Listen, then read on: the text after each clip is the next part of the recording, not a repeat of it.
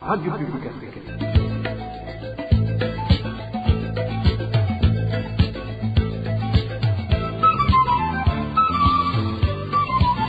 Radio Publique Africaine.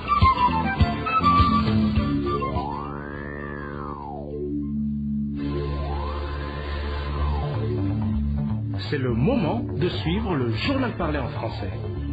À la présentation, Josiane Mouzanez. Lundi 8 août 2022, bonsoir amis fidèles de la RPA, bienvenue à ce journal, donc voici d'abord les titres.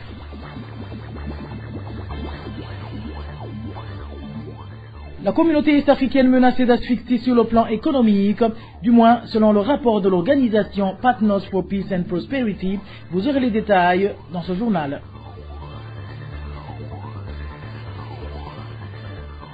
Les déplacements à l'intérieur du pays coûtent de plus en plus les yeux de la tête.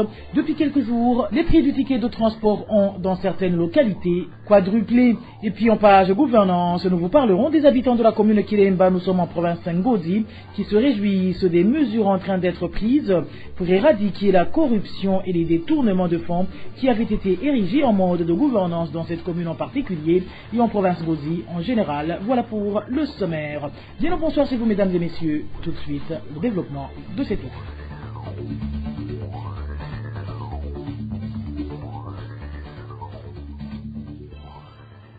Rebonsoir. Page économie pour commencer. En plus de l'instabilité politico-sécuritaire, la communauté est-africaine est menacée d'asphyxie sur le plan économique. Selon l'organisation Partners for Peace and Prosperity, les échanges interrégionaux fonctionnent au ralenti selon cette organisation. Émile Nivassoum.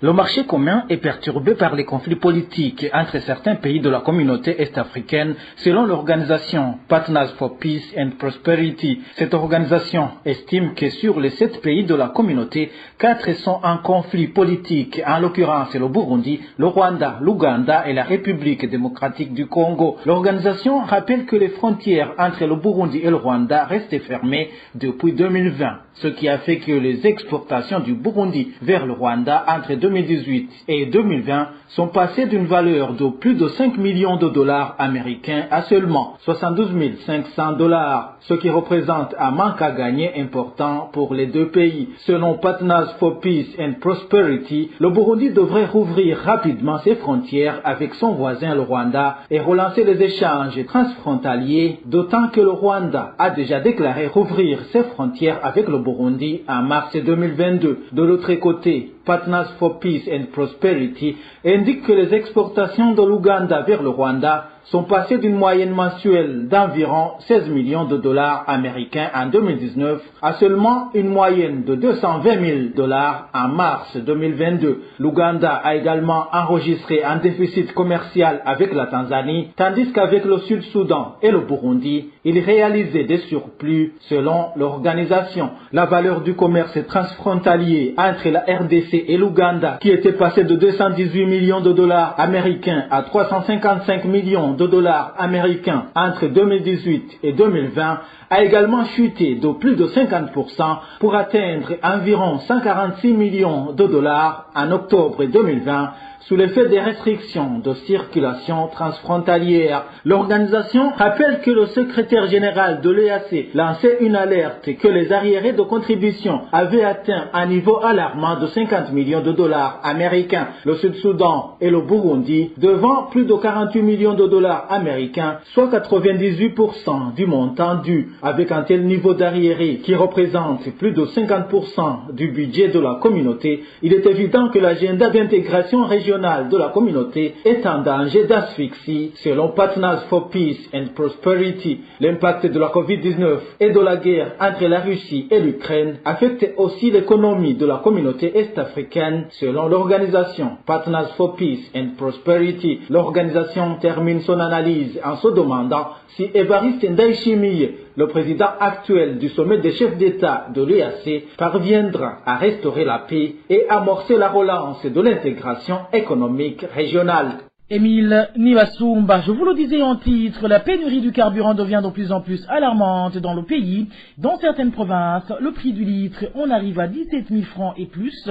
Cette pénurie récurrente fait que les coûts de transport passent du simple au triple, voire au quadruple dans presque toutes les localités de l'intérieur du pays. Le point avec Marie-Ange Irakote. En province Gitega, la capitale politique, une bouteille d'un litre et demi de carburant coûte actuellement 25 000 francs. Là aussi, il n'est pas évident de trouver un lieu d'approvisionnement. En conséquence, le prix de transport inquiète davantage puisqu'ils ont été soit triplés, soit quadruplés, déplore son citoyen. Le manque et la montée des prix du carburant atteignent un niveau inquiétant à tel point qu'une bouteille d'un litre et demi coûte entre 2 000 et 25 000 francs burundais. Ainsi donc, les frais de déplacement dans la ville de Gitega sont devenus trop élevés. Comme pour le trajet Bujumbura-Gitega, on paye 30 à 40 000 francs. Gitega-Ngozi, l'on paye entre 20 et 20 000 francs burundais. Gitega-Rutana, entre 15 000 et 18 000 francs burundais. Un trajet qui n'avait pas d'ailleurs de tarif fixe. En province Ngozi, l'on assiste presque à un même scénario qu'en province Gitega. Les citoyens indiquent qu'ils ne savent plus sur quel pied danser suite aux conséquences du manque de carburant. En vérité, nous avons pris à quel temps se vouer. Il y a presque 2 semaines que nous n'enregistrons pas une seule goutte de carburant dans notre province. C'est très déplorable. Actuellement, pour se rendre à Bujumbura, à partir d'Ngozi, à bord d'une voiture de type Probox, l'on paie 30 000 francs burundais. Les informations en provenance de la province Kayanza font état quant à elles du prix du ticket de transport qui a passé de 3 500 à 8 000 francs de Kayanza vers Ngozi et de 25 000 à 30 000 francs de Kayanza vers Bujumbura, la capitale économique. C'est au moment où le prix officiel avant la carence du carburant était fixé à 7 000 francs burundais. Merci à toi Marie-Ange Irakoze. Malgré les difficultés que rencontre la population de ces autres provinces suite au manque du carburant, dans certaines provinces comme Bubanza et Cibitoke, la situation est tolérable. Ceci est dû au fait que les propriétaires de certaines stations-service dans ces provinces, des hautes autorités du pays, approvisionnent de temps en temps leurs stations et la population locale en profite. Les détails avec Inès Gakita. Les chauffeurs des véhicules de transport en commun en province Bubanza font savoir qu'ils parvenaient à trouver du carburant ces derniers jours dans cette province. La seule station-service du chef-lieu de la province est celle qui est le plus souvent approvisionnée, une station appartenant à l'ancien vice-président de la République, Gabriel Nisezerana. Nos sources reconnaissent que même si le carburant n'est pas vendu comme en temps normal, ils en trouvent souvent, raison pour laquelle les tickets de transport n'ont pas sensiblement augmenté comme dans d'autres provinces. Toutefois, précisent nos sources, pour faire le plein du véhicule, ils versent des pots de vin aux pompistes, une somme de 10 000 francs burundais. Le prix officiel du ticket trajet Bujumbura-Bubanza est de 4 000 francs burundais. Mais ces derniers jours, il oscille entre 4 000 et 5 000 francs bout. Mais en cas de rupture de stock sur la station de Gabriel Nisezerana, ajoute nos sources, sur le marché noir, le prix d'un litre d'essence est vendu à entre 8 000 et 10 000 francs burundais. La situation est similaire en province Cibitoke. Selon notre source dans cette province, le matin de ce lundi, aucune des 6 stations-service que compte la commune Rugombo n'avait du carburant. 4 de ces stations se trouvent au chef-lieu de la province. Parmi ces stations du chef-lieu de la province, une appartient au ministre de l'Intérieur, du Développement communautaire et de la Sécurité publique, Gervais Ndirakobucha, et une autre à Gabriel Nisezerana, qui fut vice-président de la République. Des stations qui ne passent pas 2 jours sans servir du carburant, soulignent nos sources locales. Le prix de déplacement Bujumbura-Cibitoke va de 6 000 à 10 000 francs burundais, alors que le prix officiel est de 5 000 francs bout. Les habitants des provinces Bubanza et Cibitoke, travaillant dans le transport en commun, affirment que n'eût été des stations de ces hautes personnalités, les voyages seraient aussi difficiles, voire impossibles, comme dans d'autres provinces. Inès Gachidza, une courte pause et nous parlons gouvernance. Les habitants de la province Ngozi et ceux de la commune Kiremba en particulier sont satisfaits par les mesures prises à l'endroit des autorités qui abusent de leur pouvoir pour maltraiter les gens et détourner les biens publics. Cette population salue également la mise en place d'un comité de surveillance chargé aussi de trouver des solutions pour d'éventuels conflits liés à la gestion de cette commune. Le point avec Onésime de Chimagit. Les présumés coupables de détournement des biens publics en commune de Kiremba, déjà mis sous les verrous, j'ai en tête l'administrateur Pascal Sewigo. Il a été arrêté et détenu à la prison centrale d'Ongozi depuis le 29 juillet dernier. Le second présumé coupable s'appelle Marie Gorette Wachiraïchize, directrice de l'Ecofo Kavumu, en même temps responsable de la Ligue des femmes et membre du parti CNDD-FDD en province d'Ongozi, ainsi que Gérard Naondi, le conseiller chargé de services techniques en commune de Kiremba. Ce dernier a été arrêté le mardi 2 août, accusé d'avoir détourné les biens publics et il a été conduit à la prison centrale de Mimba à Bujumbura. Les habitants de la province d'Ongozi en général et ceux de la commune de Kiremba en particulier sont satisfaits de cette opération de poursuivre les responsables de détournement des fonds publics et saluent également les efforts fournis par le président de la République pour trouver une solution aux problèmes auxquels fait face la commune de Kiremba. Il évoque ici la rencontre de ce dimanche au chef-lieu de cette commune, une rencontre à laquelle ont participé certains natifs de cette commune. Elle a été présidée par le conseiller du président de la République en charge des questions de sécurité. Les participants à cette rencontre ont profité de l'occasion pour dénoncer publiquement les responsables de détournement des biens publics en commune de Kiremba. La plupart des intervenants dans cette réunion ont indiqué que les principaux responsables des problèmes auxquels fait face la commune de Kiremba ne sont pas des natifs de cette commune.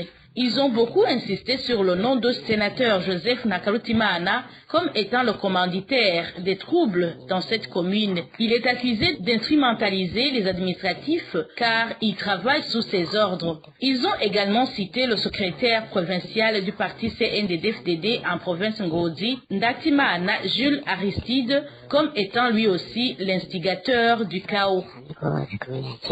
Les participants à cette rencontre ont également salué la mise en place d'un comité de surveillance chargé aussi de trouver des solutions sur d'éventuels conflits liés à la gestion de cette commune.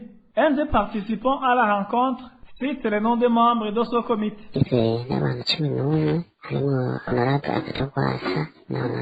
Il est composé de 11 membres, dont l'honorable Agathon Gwassa, l'honorable Jacqueline, le secrétaire exécutif permanent en commune Kiremba, qui vient d'être choisi comme administrateur à l'intérim du nom d'Ismaïl Sabiyukuri, Victor Ndabaniwe, président de la Confédération des syndicats Kosesona, lieutenant-colonel Kwizera Tade, Sébastien Kavakure, Jean-Marie Ndouayo, Pascal Habiakare, Pierre Claver Gahungu, Florence et Albert Ndouimana, anciens gouverneurs de la province Ngozi.